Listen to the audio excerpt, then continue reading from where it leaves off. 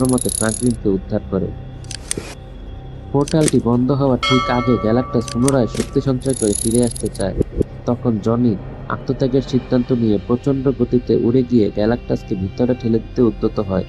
ঠিক সেই মুহূর্তে শালাবাল অর্থাৎ সিলভার সার্ফার এসে জনিকে সরিয়ে দেয়।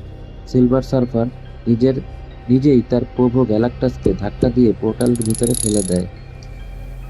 রিড, বেন এবং জনি নিচে ফিরে এসে দেখে সুসান মেঝেতে অচেতন হয়ে পড়ে আছে। রিড প্রাণপণ চেষ্টা করেও তার স্ত্রীকে ফিরিয়ে আনতে পারে না। সুসান তখন মৃত। ফ্রাঙ্কলিন মায়ের জন্য কান্নায় ভেঙে পড়ে, আর রিড তাকে আলতো করে সুসানের বুকে শুইয়ে দেয়। কিছুক্ষণ পর ফ্রাঙ্কলিনের স্পর্শে অলৌকিকভাবে সুসানের নিঃশ্বাস ফিরে আসে। সুসান জেগে উঠে রিডকে বলে, আমাদের ছেলে আমাদের ধারণার চেয়ে অনেক বেশি অসাধারণ। নিউ ইয়র্কের মানুষেরা ঘরে ফিরে আসে এবং আবারও ফ্যান্টাস্টিক ফোরকে তাদের নায়ক হিসেবে স্বাগত জানায়। Fantastic four the Ted Gilbert শোতে অংশ নিতে যাচ্ছিল।